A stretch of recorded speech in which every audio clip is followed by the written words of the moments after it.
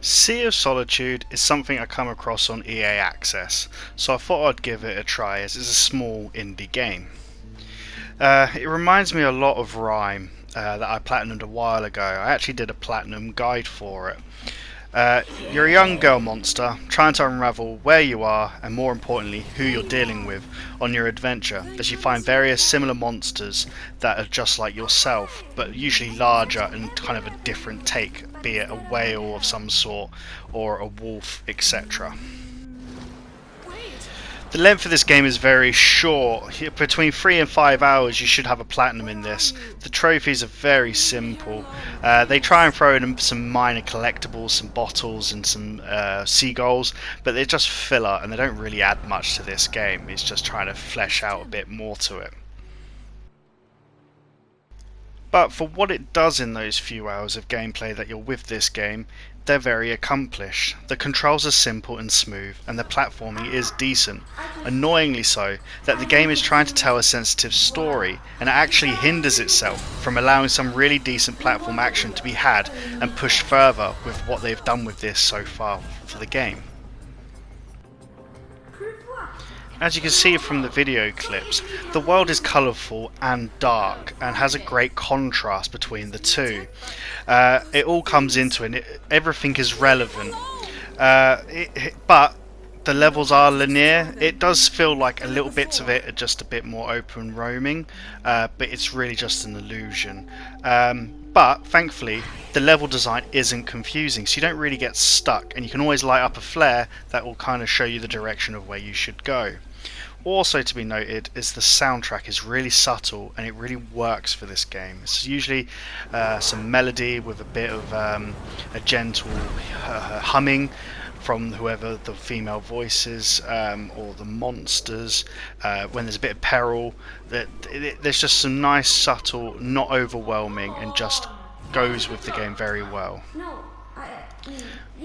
With this game, there isn't really combat as such, but it's better than a walking sim at the very least.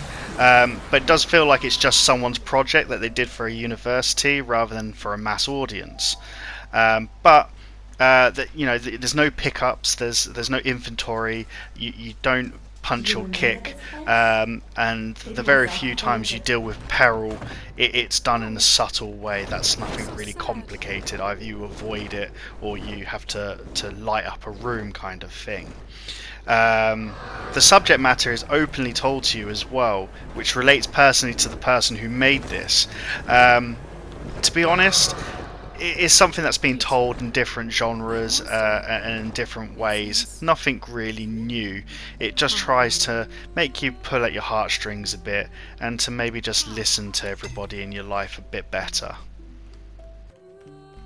As I mentioned before with the trophies, they're really simple. You literally just go through the game, just play it for what it is, and then come back on the chapter select and pick up anything that you may have missed, which is usually the seagulls and the bottles for pickups.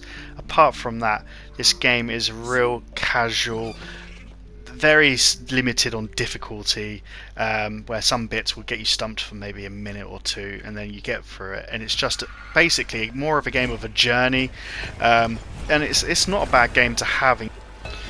So I finished this in a casual weekend after a Borefest grind for the previous game I was trying. So this was a welcome distraction. The game doesn't try to be anything flash, but what they do create is something to be proud of, as they have done some real work and effort, and it's very accomplished. So for me, this is a 4 out of 5. It's not everyone's taste, but for a nice platinum and a short enjoyable game for your efforts, it's worth enjoying and not rushing. Experience it, and it is a worthwhile spend of a few hours, and there's a nice bunch of trophies to be had for your collection as well.